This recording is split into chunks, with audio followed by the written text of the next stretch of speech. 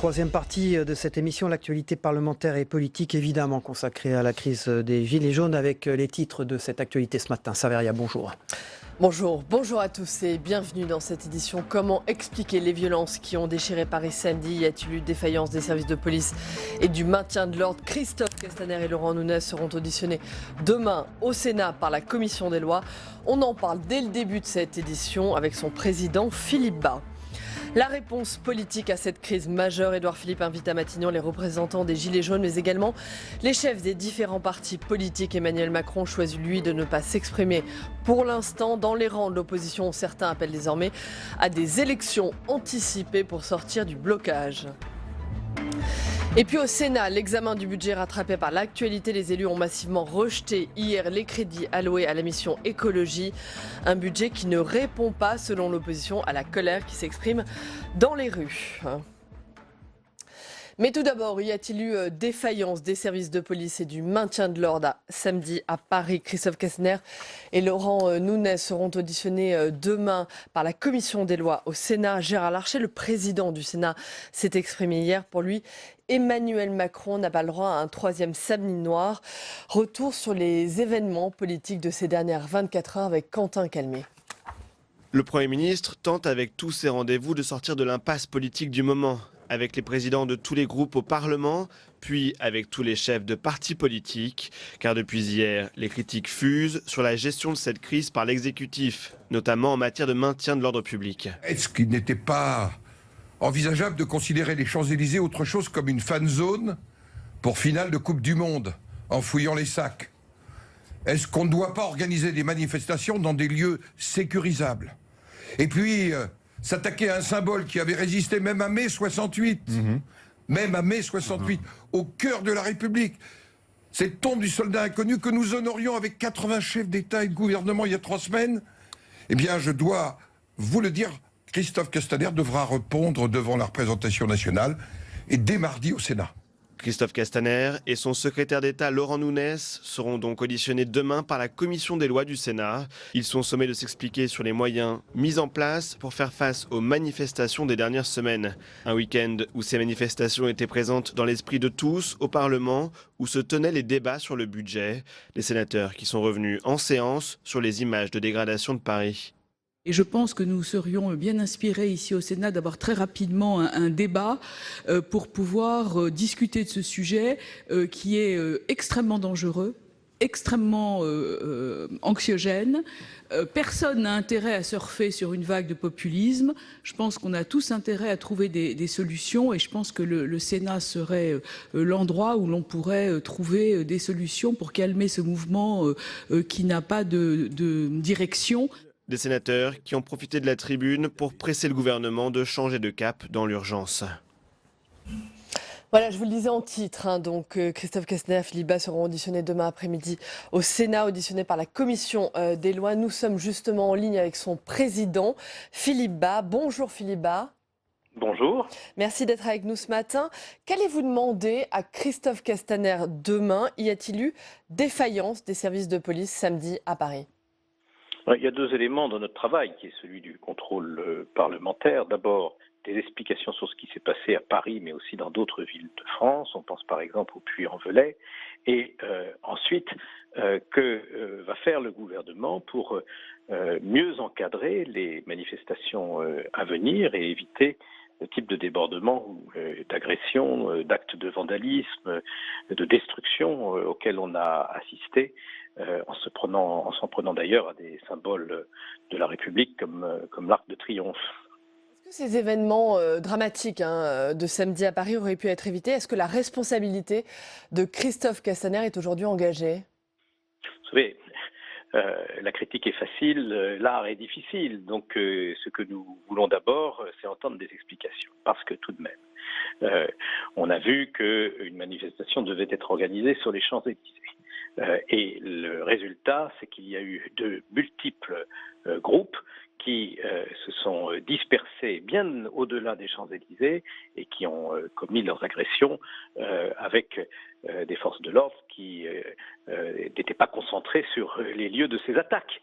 je voudrais comprendre, et la commission des lois au nom du Sénat veut comprendre, quelle a été au fond la conception de ce dispositif. Est-ce qu'elle était pertinente pour faire face à un tel mouvement, un mouvement qui est dépourvu de tout service d'ordre. C'est pas comme quand la CGT ou un grand parti politique défile, vous comprenez.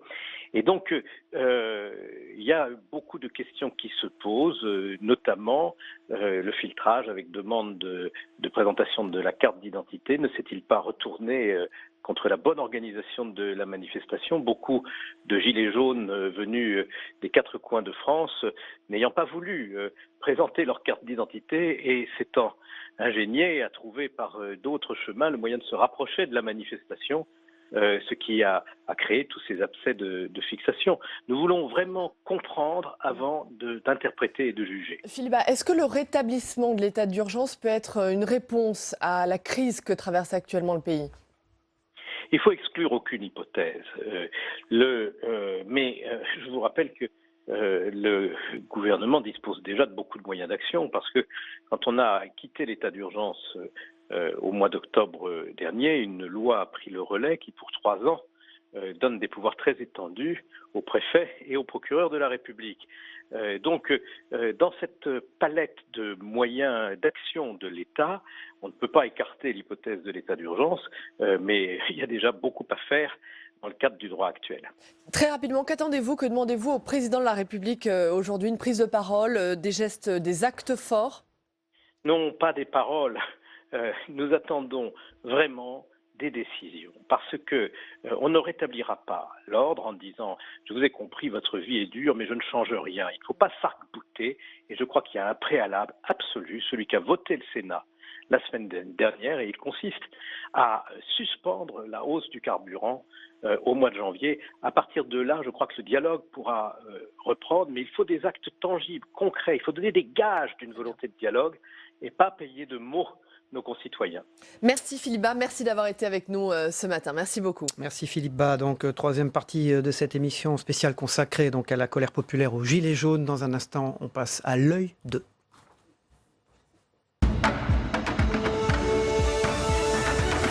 Bonjour Jean Massier, vous êtes spécialiste des réseaux sociaux sur cette antenne. Vous animez Questions aux sénateurs sur le site de Public Sénat. Merci d'être notre invité ce matin. Bonjour Jean Massier, spécialiste bien sûr des réseaux sociaux. Vous connaissez également très bien les arcanes du Parlement. On vient d'en parler, Christophe Castaner, Laurent Nunez seront auditionnés au Sénat demain. Que peut-on tout d'abord attendre d'une telle audition?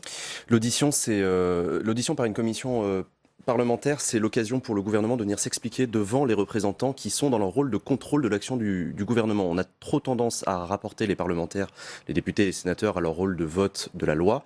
En réalité, ils sont aussi là pour vérifier la bonne exécution des lois par le gouvernement. Et là, ce qu'on peut attendre, c'est un sale quart d'heure passé par Christophe Castaner et son secrétaire d'État pour devoir expliquer comment est-ce qu'ils ont géré la crise hier, le maintien de l'ordre dans les rues de Paris, notamment. Je rappelle que c'est une audition, pas une commission d'enquête. Est-ce que les ministres auraient pu refuser de s'y rendre? Est-ce qu'ils vont devoir prêter serment? Non, on ne prête pas serment devant à l'occasion d'une audition par une commission permanente. On prête serment lorsqu'on est auditionné par une commission d'enquête. C'est très différent. On dépose et on peut être poursuivi si on ment. Une audition, c'est plus politique, c'est plus habituel aussi. Les députés et les sénateurs auditionnent à peu près quotidiennement d'ailleurs des représentants du gouvernement. Et donc voilà, c'est un moment politique, c'est un moment où les sénateurs vont chercher à comprendre s'il y a eu des dysfonctionnements et peut-être en tirer les conclusions pour améliorer la loi.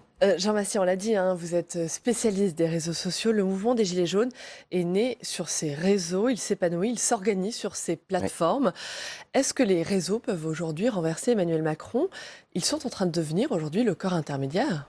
Absolument. Un réseau social, ce n'est qu'un outil et rien d'autre. C'est un outil qui met les gens en relation. Si les gens ont besoin d'utiliser les réseaux sociaux pour se mobiliser politiquement, c'est bien parce que les corps intermédiaires traditionnels, les méthodes traditionnelles d'organisation de la vie politique sont en chute libre depuis plusieurs décennies maintenant. Les gens ne se reconnaissent plus, ils le disent d'eux-mêmes, dans les partis politiques, dans les syndicats, dans certaines ONG, et donc ils s'organisent directement. Et c'est une grande partie de ce que l'on constate avec ce mouvement des Gilets jaunes, sa relative désorganisation organisation vient du fait qu'il n'y a pas de colonne vertébrale héritée d'un vieux parti, d'un vieux mouvement. Quelles sont les remontées que vous font vos internautes sur les événements justement depuis samedi ? C'est très émotionnel, on est dans le pathos, on est dans soit la réaction violente contre justement les violences, mais aussi la compréhension, le rejet de la surdité du gouvernement. On est dans quelque chose de très colérique en ce moment. Et les demandes, quelles sont-elles ? Et justement, les demandes, elles sont aussi floues que la colère est grande. Il y a une demande d'un relais qui n'est pas là aujourd'hui, un relais politique justement ? Mais de moins en moins, c'est ça aussi qui m'inquiète un petit peu. On ne cherche plus à être représenté, en tout cas de ce que je constate. On cherche à exprimer directement, fût-ce sa colère d'ailleurs, très forte. On cherche à se faire entendre personnellement et directement. C'est aussi ça que permettent les réseaux sociaux. Très bien. Merci Jean. Merci beaucoup pour cet éclairage. Bignon, merci. Dans un instant, c'est Jérôme Bignon, le sénateur Les Indépendants de la Somme, qui est notre invité politique. Merci beaucoup Jean Bassier. À bientôt.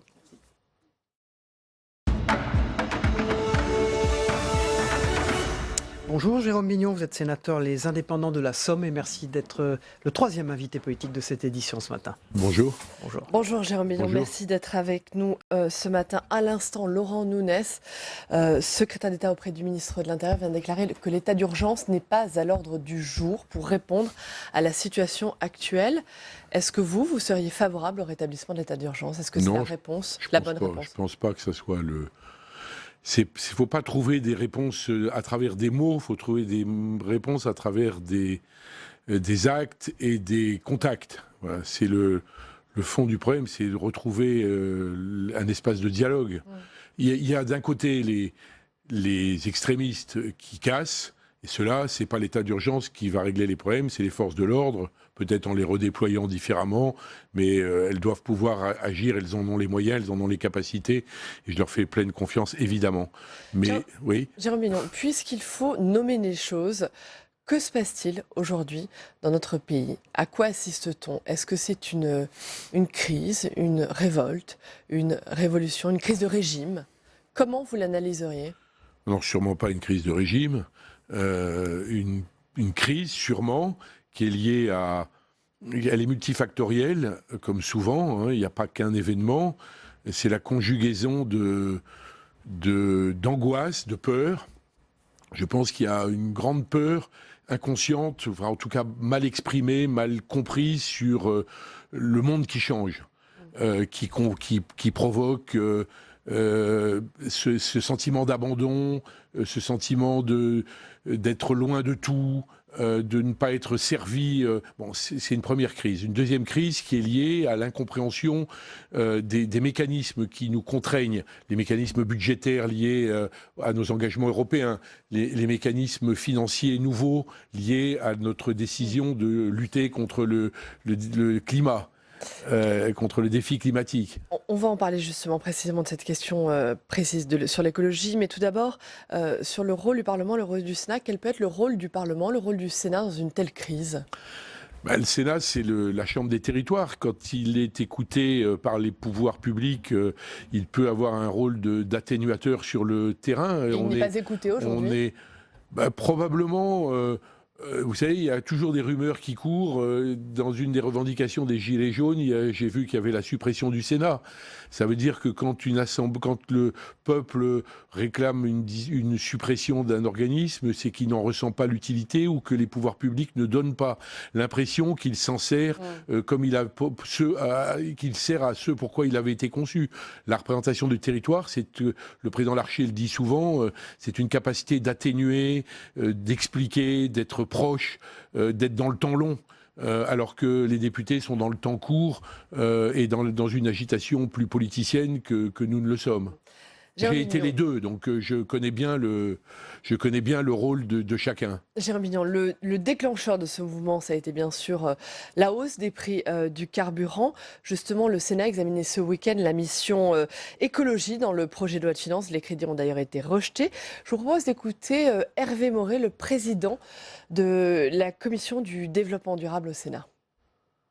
Nous examinons ce dimanche matin le budget de la mission écologie, alors que c'est précisément une approche de l'écologie trop technocratique, trop théorique, trop dogmatique, trop punitive, trop coupée de la réalité du terrain qui a été la goutte d'essence qui a fait déborder le réservoir et conduit aux événements dramatiques que nous avons vécus et qu'il convient évidemment de condamner. Puisse-t-il au moins, enfin, faire prendre conscience au gouvernement qu'il faut davantage écouter le Sénat, dont les membres sont les représentants des territoires en souffrance. Voilà, votre réaction, Jérôme Mignon, à ces propos d'Hervé Moret. Moi, j'ai voté pour les crédits. J'étais le seul de mon groupe, mais j'ai un engagement pour le climat. Je préside le groupe de travail sur le climat au Sénat. J'ai un engagement sur le climat qui me fait dire que l'urgence climatique est tellement grave, qu'on ne peut pas y renoncer. C'est un signal épouvantable qu'on envoie à nos compatriotes, qu'on envoie également au monde, à l'instant où à Katowice, la COP est réunie. Mais néanmoins, est-ce que vous estimez que le gouvernement a sous-estimé le besoin d'accompagnement, d'explication face à la fiscalité écologique ? Ça a été le déclencheur de cette crise, de ce mouvement des Gilets jaunes. Je pense que le malheur principal tient au fait que la fiscalité écologique n'a pas servi à assumer les responsabilités que nous avons dans la transition écologique. Et que les gens ont compris qu'on leur prenait de l'argent au motif du climat, mais qu'on n'utilisait pas pour le climat. Et ça a été un sentiment très profond de tromperie que les gens ont ressenti. Et quand Ségolène Royal dit c'est de l'écologie punitive ? Je pense que c'est une erreur. C'est pas une écologie punitive, c'est taxer le carbone pour essayer d'éviter de consommer des produits carbonés. Ça paraît plutôt, sur le plan des principes, une bonne idée. Si on continue à consommer du gasoil, de l'essence et qu'on continue à envoyer du gaz carbonique, donc l'idée c'est d'accélérer la transition, trouver des nouveaux systèmes et de la financer précisément par le prix du carbone. Il faut rendre cette transition écologique acceptable par le plus grand nombre. Et actuellement, elle ne l'est pas. Donc il y a un vrai sujet que cette contradiction malheureuse nous amène à avoir, c'est que y renoncer, c'est calamiteux pour l'avenir, et ne pas y renoncer, c'est très compliqué pour le climat social.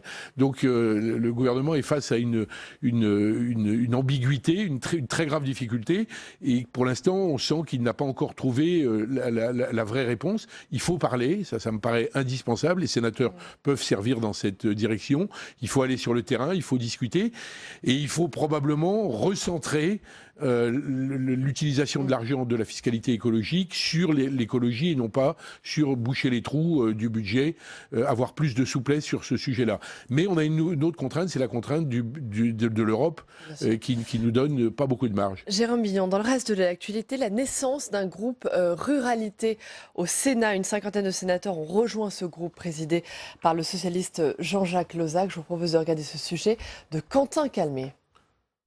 C'est un groupe d'une cinquantaine de sénateurs. Toutes les sensibilités politiques sont réunies avec une ambition, porter les intérêts de la France rurale dans tous les débats parlementaires. La création de ce groupe a été nécessaire parce qu'il n'existait pas, paradoxalement, ici au Sénat. Et je crois que l'objectif, en tout cas, des différents sénateurs et sénatrices présentes mardi soir, c'est finalement de rester vigilants sur l'ensemble des projets de loi dans nos commissions respectives, sur comment cette problématique de la ruralité, j'ai même envie de dire des ruralités, parce qu'elles sont diverses, sont prises en compte dans les projets de loi, dans la rédaction d'amendements si besoin est.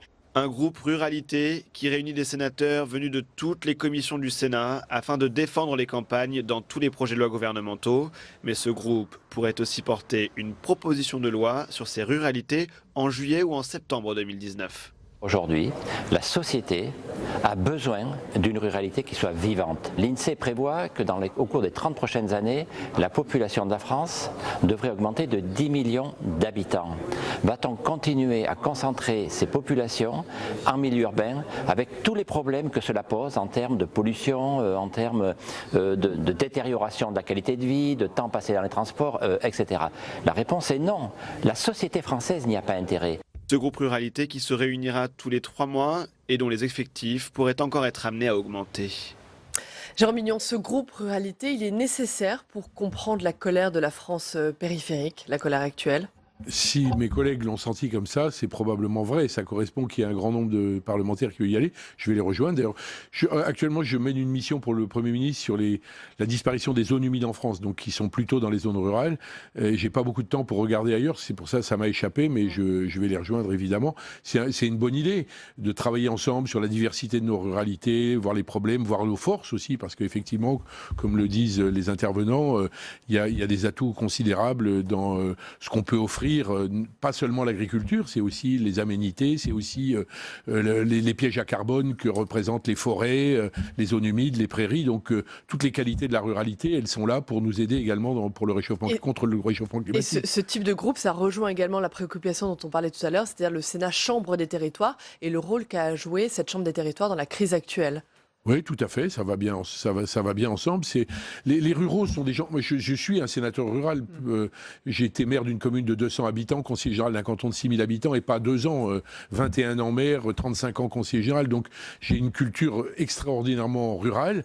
Et c'est vrai que les gens de la ruralité ont plus de recul. Par rapport à... Alors, ils peuvent être les relais aujourd'hui dont le pouvoir aurait besoin pour dialoguer dans la crise actuelle. C'est pas impossible. Je suis sûr, j'ai pas pu, parce que j'étais au Sénat tout ce week-end, donc je suis pas allé dans mon département, mais j'imagine que les gens sont inquiets. Voir Paris en feu, ça leur plaît pas vraiment. Très bien, merci. À quoi de détail, vous êtes donc sénateur de la Somme. Les points de filtrage ont été levés assez vite sur la 16 dans votre département. Vous expliquez comment ça, cette mobilisation relativement peu... C'était modéré, c'est vrai. J'ai circulé beaucoup, par contre, le week-end d'avant. Parce que je suis allé à Dunkerque, j'ai circulé dans mon département, etc. Ça s'est passé très bien. Il y a eu quelques points chez mon collègue Ruffin, flic secours, pour ne pas le nommer, Albert, parce que c'est des coins où voilà, il a des relais importants, mais globalement, dans l'ensemble, un peu dans le Vimeux aussi, mais dans l'ensemble, les Picards sont des gens sérieux. Nous le savons, nous étions en direct d'Amiens tout à l'heure. Merci Jérôme beaucoup. Bignon. Jérôme Bignon passe à l'agenda. Merci.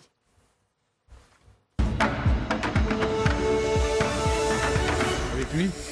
Eh bien, nous passons à l'agenda, ce qui va se passer au Sénat, semaine importante. Alors bien sûr, aujourd'hui, dès 10h en séance, le projet de loi de finances. Dans l'hémicycle seront examinés les crédits Outre-mer, aide au développement et recherche.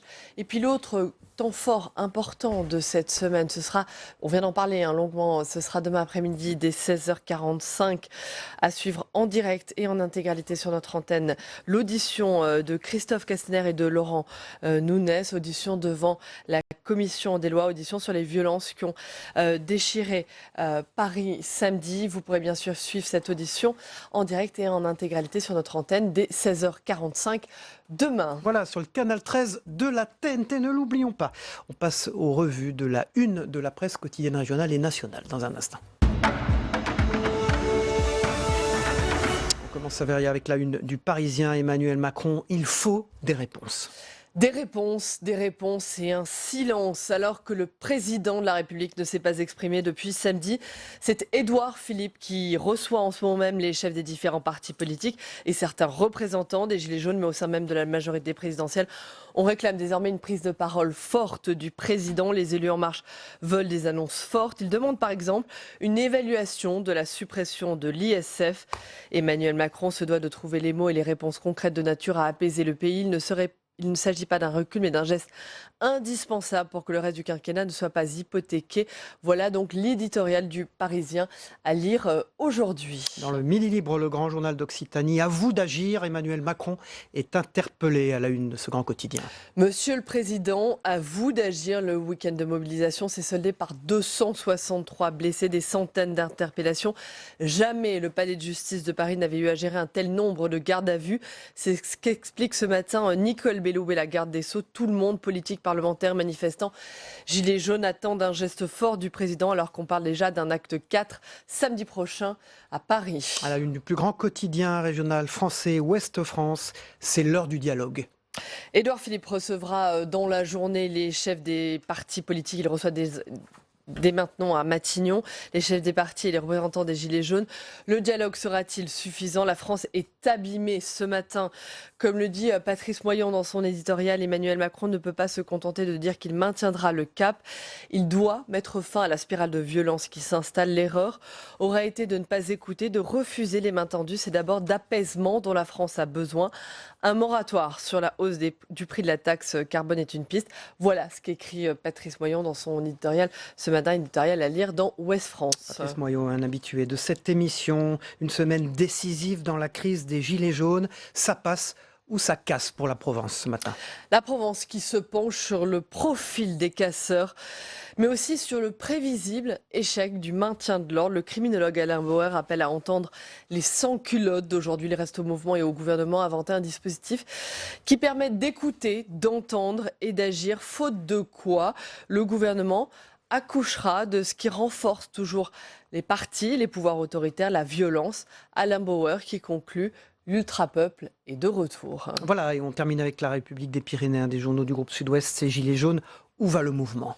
Et ce face-à-face symbolique à Billère en Béarn entre forces de l'ordre et des Gilets jaunes, un face-à-face pacifique. Pourtant, même en province, le mouvement ne désarme pas. Les Gilets jaunes ne veulent pas lâcher. Ils préparent la mobilisation pour les jours qui viennent. Merci beaucoup Saveria. Donc fin de cette édition spéciale consacrée à cette colère populaire, celle des Gilets jaunes. On passe à la météo des territoires dans un instant, le temps qu'il fait en France. Vous allez voir, ça s'améliore. Et également le Zap Matin derrière ça de Christophe Combarieux, ce qui s'est passé dans les autres matinales d'Info ce matin et également dans les émissions politiques et les journaux télévisés hier au soir. Merci, au revoir à tous. Très bonne journée, à demain. À demain.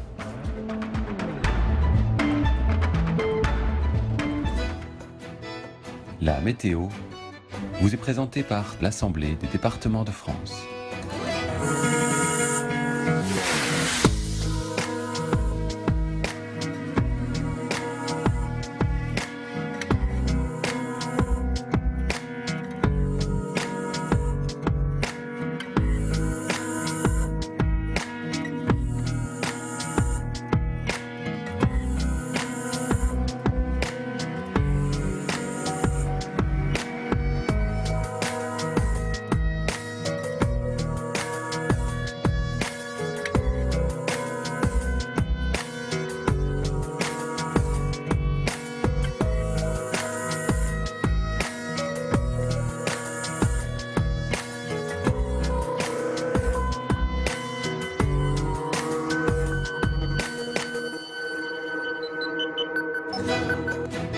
C'était la météo avec l'Assemblée des départements de France.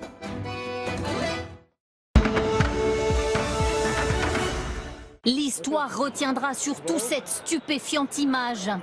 Les casseurs sur la terrasse panoramique de l'Arc de Triomphe. Paris ne peut pas supporter un troisième week-end de chaos. D'abord parce que, certes, il y a le droit de manifester, mais il n'y a pas le droit de prendre une ville capitale en otage. Et par ailleurs, les images extrêmement provocatrices qui sortent de ce samedi portent atteinte à l'image de la France. Le président entre ensuite dans l'Arc de Triomphe et découvre un lieu saccagé par les casseurs.